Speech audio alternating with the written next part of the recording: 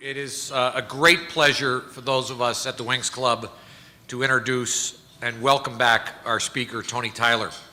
He last spoke here in February of 2011. He is the Director General and CEO of the International Air Transport Association.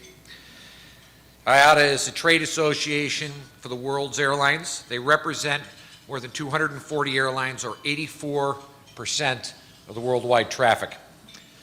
This association supports many areas of aviation and helps formulate and drive industry policy on critical aviation issues.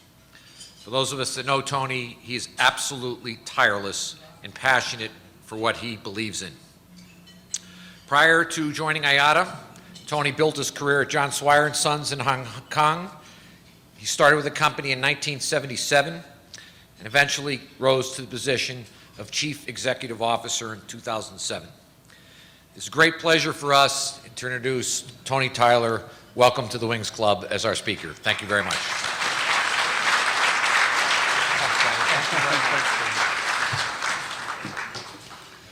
Well, thank you very much indeed, Kevin. Good afternoon, everybody, and thank you very much for that introduction. It's a great pleasure for me to be back at the Wings Club. As Kevin says, when I spoke here a couple of years ago, it was as the sort of outgoing CEO of a major Asia-Pacific airline. But I'm very excited to be here today with my IATA hat on. The Wings Club and IATA both have a very long history of serving aviation. Yours is actually the senior organization by a few years, having turned 71 this year, so congratulations.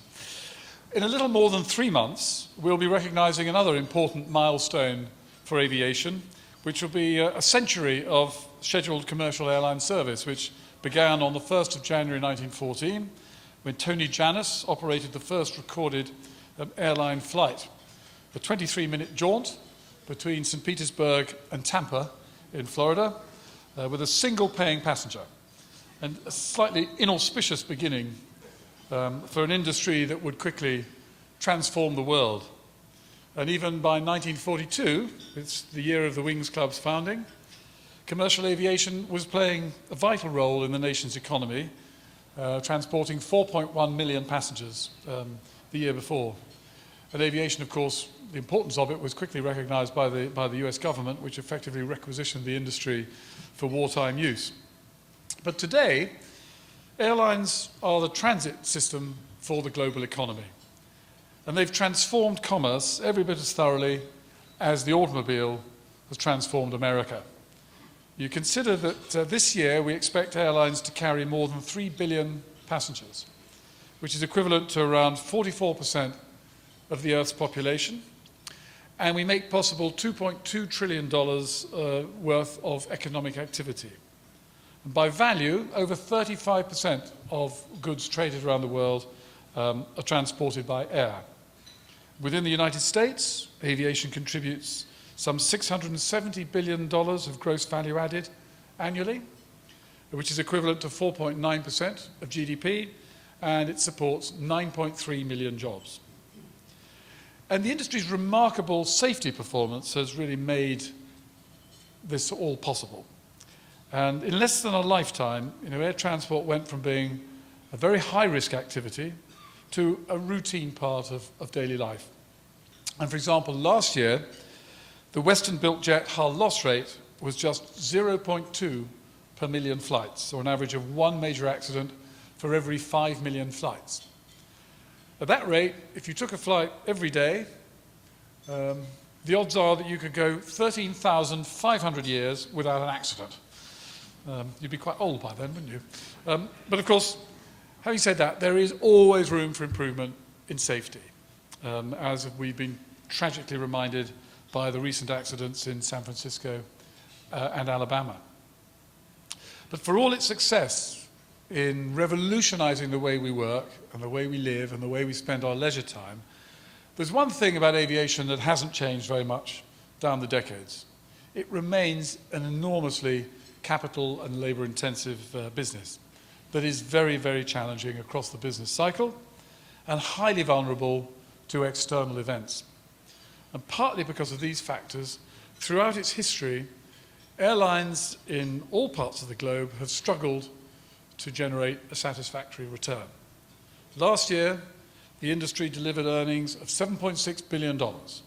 And I know that may sound like a lot, but on revenues of $680 billion, it actually equates to a net profit margin of just 1.1%, or around $2.50 per passenger. And that won't go very far in Manhattan, as you know as well as I do. Now, I don't want to downplay the industry's recent achievements, because if you look at our history, it's surprising at all that airlines are actually making any money in current conditions. And it bears witness to the enormous business transformation that airlines are successfully continuing through internal restructuring as well as consolidation. And these things have allowed us to be profitable despite the fact that the price of fuel, which is by far our largest cost item, has increased 55% since 2006, while airfares are 1/3 lower in real terms than they were 20 years ago. And what holds true globally is also true locally. In fact, the US airline industry could be said to be showing the industry the way forward in terms of how to stay in the black during challenging times.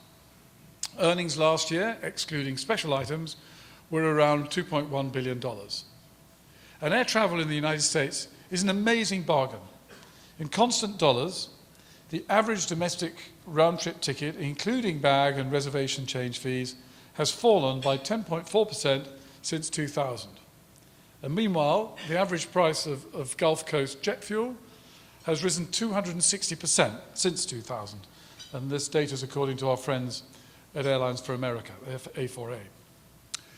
So to sum up, airlines are making money with lower fares in real terms than a decade ago, in the face of much higher cost inputs. And yet, if you were to look at our financial performance the way lenders and investors look at it, the airline industry still has a long way to go before it's generating the kind of returns on invested capital that would make it attractive compared to other industries, or even compared to our suppliers and business partners. And unfortunately, our ability to continue our transformative journey, which is necessary to attract the investment to enable us to meet ever-growing demand for connectivity, is at risk. And the threat this time doesn't come from market forces. No, our biggest challenge comes from governments. They're engaging in what I broadly describe as regulatory backtracking. And what do I mean by that? Simply this. Having deregulated airlines beginning more than 30 years ago, it seems that governments no longer seem to trust the invisible hand of the marketplace to maintain a vibrant, competitive industry, despite overwhelming evidence that the market is working. And as a result, regulators have and are continuing to pursue policies that are preventing airlines from partaking fully of the global economic revolution that the airlines themselves have done so much to facilitate. And the net result isn't just bad for airlines, it's bad for air travelers and for the economy. And here are just a few examples of what I mean. Airlines must conform to a thickening web of overlapping rules intruding on their commercial practices and their customer relations. And while market concentration has been accepted in other sectors of the economy as a necessary step towards maturity and economic sustainability, governments are beginning or seeming to hold airlines to a different standard. And too many governments continue to behave as if air travel was a luxury for a select few and stifle it with punishing taxes and charges that often go well beyond the contribution that airlines might reasonably be expected to make towards the infrastructure that supports the industry. Now, this is a global challenge, but it's particularly distressing to find it in the United States, where this industry was born and which led the world in liberalizing domestic and international air transport, seems to be moving forward into the past. So let me take some of these issues in turn and start with regulation. Now, the airline industry may be deregulated to the extent that in most jurisdictions, carriers can set their fares according to demand and also serve destinations at will. But regulators around the world aim to design the details of competition in a manner that's wholly at odds with how other industries are treated and with the workings of the free market. And in particular, they appear determined to hold commercial aviation to a different business standard than any other form of transportation or consumer-facing industries. And this is a strange paradox because we're in a service industry and one that operates in a hyper-competitive environment. And yet governments actually prevent airlines from competing with each other in terms of the way they deal with their customers. Now, of course, it's totally appropriate that governments should set some minimum customer service standards. But that isn't what's happening. Regulators are micromanaging our businesses, telling us how we may advertise our services, how long we must hold a reservation that hasn't been paid for, and how we compensate and care for passengers when there are disruptions, even in situations where the airlines aren't responsible for the disruption. And these regulations impose a huge penalty on the economy and, of course, ultimately raise the cost of air travel for all consumers. One example is the tarmac delay rule here in the United States that creates an artificial deadline by which time a flight must either depart or return to the gate. And this was introduced with the admirable goal of protecting consumers from extended ground delays. And without a doubt, the rule has virtually eliminated extended delays. But the cost to passengers and carriers has been enormous. Why? Because it's resulted in thousands of flights being cancelled that otherwise would have taken off, simply because airlines would have faced enormous fines if they'd attempted to operate the flight and then been subjected to an extended delay. And of course, the rule penalising the airlines didn't begin to solve the underlying factors that resulted in these delays. And in a study conducted not long after the rule took effect, the US Government Accountability Office estimated that the number of flight cancellations increased by more than 5,000 over similar time periods before the passenger rights rule went into effect. And in an analysis released back in June, researchers at the Massachusetts Institute of Technology concluded that the rule is an ineffective mechanism for reducing passenger delay and overall can lead to significant increases in delays for passengers. And that analysis also estimated that the total cost of delays in terms of lost time to passengers is around $9 billion a year. So the tarmac delay regulation addressed a very small but highly visible problem by imposing a very large but unseen cost on the overall economy. Now, airlines are committed to ensuring the safety and comfort of their passengers, and they recognise the need for passengers to have access to basic protections during their journey. And to that end, IATA members recently affirmed a set of core principles on consumer protection that aim to strike a balance between protecting passengers while maintaining industry competitiveness and recognising the power of the marketplace. And regardless of where you come down on the issue of the tarmac delay rule, there's a broader issue at play, which is that the airline industry was deregulated in 1978. However, it's beginning to look as if the confidence in market forces that motivated deregulation has seriously eroded. And the continued micromanaging of competition has the potential to harm consumers by raising airline costs and causing reductions in service. Now, another area where governments appear to think that they can do a better job than the market is in the area of distribution. The threat of a new regulation that would mandate how and where airline ancillary products are displayed continues to overhang the industry.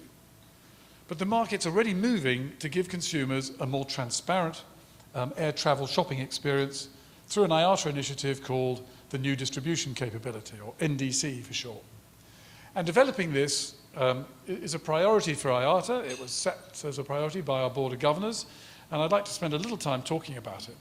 Because NDC is about bringing the same level of capability to display and sell products and services through the travel agent channel that already exists on airline websites.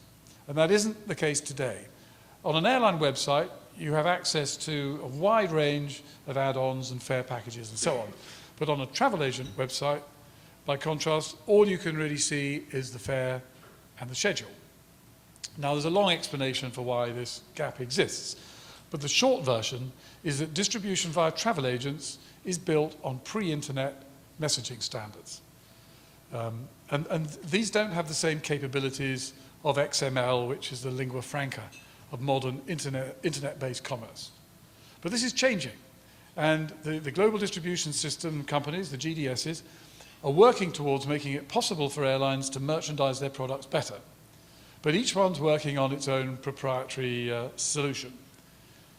Now, IATA's raison d'etre is to set global industry standards to enable harmonization and greater efficiency across the entire industry. Standards enable innovation and make it possible for incumbents and new entrants to work from the same blueprint. And we believe an NDC standard will enhance the air travel shopping experience for passengers. But I know standards are a rather dry idea and a rather hard thing to visualize. So what I'd like to do, if I may, is to show you a short video of the shopping experience that the NDC standard could enable.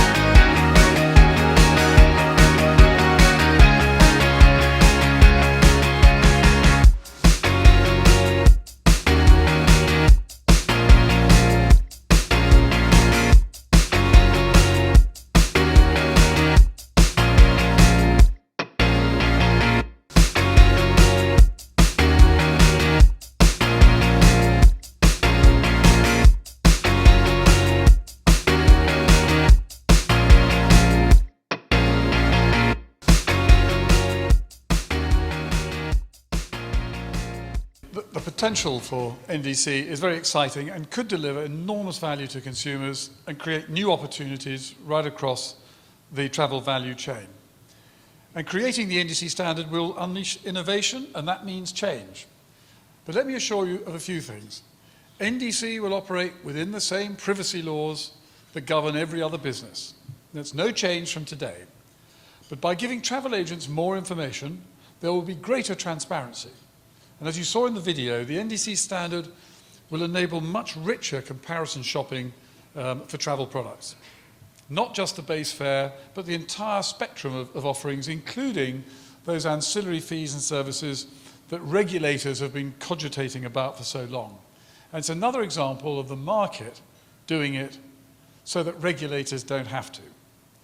Now, I should also be clear that IATA's role is to set the standard, which we're doing collaboratively with a broad cross-section of industry players. And what you saw in the video is what might be developed when other companies are using the standard. Pilot projects are already underway, and more are in the pipeline. And we've also created two new groups, the Agents Airline Forum and the Passenger Distribution Group Advisory Forum, to ensure alignment with our business partners across the stakeholder chain, including travel agents, GDSs, and other technology providers. Now, something else that isn't in keeping with the workings or spirit of the free market is the government approach to airline consolidation. And putting aside the matter of archaic ownership and control rules, both here and abroad, these rules that certainly impede airlines' access to the global capital marketplace and prevent the emergence of a truly globalized industry. I mean, the fact is that airlines face higher hurdles than other businesses when it comes to mergers and acquisition. And we were recently reminded of this when the US Department of Justice announced it would sue to prevent the merger of American Airlines and US Airways, a step that stunned the industry as well as Wall Street. Now, I'm not an expert on US antitrust policy, but I do know something about the airline industry. And I have to agree with those in the investment community and elsewhere who have found the DOJ's arguments to be unpersuasive. And let me just simply point to several examples of faulty reasoning. The first is that DOJ claim that if the merger goes through, competition from low-fare carriers will be ineffective in preventing the three major network airlines from raising prices because, I quote, LCCs have different business models. In particular, most don't have hub-and-spoke networks. And in response, I must say, I have to agree with Brett Snyder, also known as the cranky flyer, who found it pretty amusing that Southwest isn't considered a legitimate competitor, even though it's the largest domestic US airline. And in the lawsuit, DOJ takes special aim at ancillary fees, which it states have become very profitable. In 2012 alone, airlines generated over $6 billion in fees for checked bags and flight changes. Now, in reality, IATA data shows that ancillaries may be the difference between profit and loss for some airlines. And without the additional revenue from these ancillary products, industry revenues would have been $10 below the cost on a per passenger basis in 2012. And including ancillary products, revenue per passenger exceeded cost by about $2. So I don't know about Washington, but where I come from, we call that being barely above break-even. And while lamenting the consolidation that it earlier approved, the DOJ ignores the factors that spurred consolidation. And one Wall Street analyst noted that the lawsuit fails to mention that the past round of airline consolidation coincided with an almost 400% rise in the price of jet fuel. Indeed, as far as the lawsuit's concerned, the 2008 fuel bubble, which nearly drove the global industry to its knees and caused the failure of several small US airlines, never happened. But for those in Washington who need a reminder, in 2008, US airlines lost close to $23.7 billion, according to DOT data. Now, DOJ also seems to believe that a larger number of unhealthy airlines is better than a smaller number of healthy ones. In 2005, it says there were 9 major airlines. If the merger were approved, there would be only 4. Left unsaid is the fact that in 2005, 4 of those airlines either entered bankruptcy or were already undergoing a Chapter 11 reorganization. Now, despite DOJ's claims, the fact is that consolidation has resulted in a healthier, more profitable industry, and that is good news for travelers as well, because it means airlines have the financial wherewithal to invest in their products and services, as indeed US airlines are doing, to the tune of $1 billion a month, according to A4A. And government data show that service is improving on the things that matter most to passengers: punctuality, baggage delivery, and so on. Now, government's reluctance to allow aviation to operate like other businesses also extends into the realm of fees and taxes, where aviation is taxed at levels far exceeding that of most other industries and activities, just in order to bolster national treasuries. And meanwhile, aviation infrastructure is starved of much-needed investment. And ironically, that investment would go a long way towards addressing the underlying factors contributing to the operational issues that governments seek to regulate out of existence. And Uncle Sam has plenty of bad company in this regard. The UK collects about £2.9 billion annually through its infamous air passenger duty. But Washington also has its hands in your pockets. Fees and taxes represent around 20% of the average domestic ticket and totaled $18.9 billion last year, according to A4A. And the Obama administration's budget proposal for the 2014 fiscal year includes a slew of tax increases and new fees, adding further billions to the cost of air travel. Let's just recall the $2.50 per passenger profit that airlines earned last year. With that paltry figure in mind, it's not hard to understand why even a small increase in passenger taxes can have big consequences to the bottom line. And the volume of fees and taxes levied on air travel suggests that many decision makers still view it as a luxury item, not as the glue that holds the global economy together. And that's a misguided view, as we saw last spring when aviation became a pawn in a partisan budget battle. The flight delays and cancellations inflicted on air travelers to and from and within the US, owing to this sequestration-related budget cuts, those had the potential to inflict real damage to the economy if they'd been permitted to continue. Fortunately, just a few days of disruption was enough to persuade both sides of the dispute of the importance of aviation, and they found a way around the impasse. But we need to work together to make sure that governments all have that understanding all the time, and not just in times of crisis. Now, the problems I've been discussing are hardly unsolvable. Indeed, public and private stakeholders have a strong tradition of working together to address major challenges in critical areas like safety and security. And we've also had great success in reducing aviation's environmental impact. And it's in this area that we're presented with our next big opportunity. In less than a week, the 38th Assembly of the International Civil Aviation Organization will meet in Montreal. And high on the agenda for the 191 member states will be aviation's CO2 emissions. The aviation industry is committed to addressing its climate change impact. And the industry, as I'm sure you know, has committed to a three-stage plan comprising a 1.5% annual improvement in fuel efficiency through 2020, carbon neutral growth from 2020, and a 50% reduction in CO2 emissions by 2050 compared with the levels of 2005. And in June, IATA's 240 member airlines approved a milestone resolution at our AGM calling on governments to reach a global agreement on a market-based measure as a key tool to manage aviation's carbon footprint and indeed to meet our carbon neutral growth 2020 target. And specifically, our members support a mandatory carbon offsets program as the simplest, most transparent, and most efficient method of doing this. The aviation industry wants a deal, but the ball is out of our hands. It's time for governments to step up now at ICAO and reach agreement on a global MBM.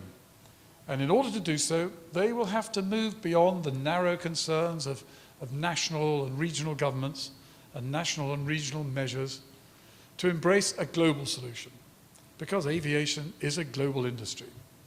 We're the only industry to achieve consensus on a plan to address its climate change impacts. Governments have a golden opportunity to keep aviation on the pathway towards sustainability. But when I started, I noted that the airline industry will soon be celebrating its 100th anniversary. And I'm convinced that aviation is a powerful force for good. connecting people to markets, bringing commercial opportunities to the developing world, and enabling greater understanding between and among cultures. And it's a conviction that was shared by the founders of this organization, and I'm sure by all in the room today. And we must take this simple message to governments. Let us make the second century of air transport even more remarkable than the first. Thank you very much indeed.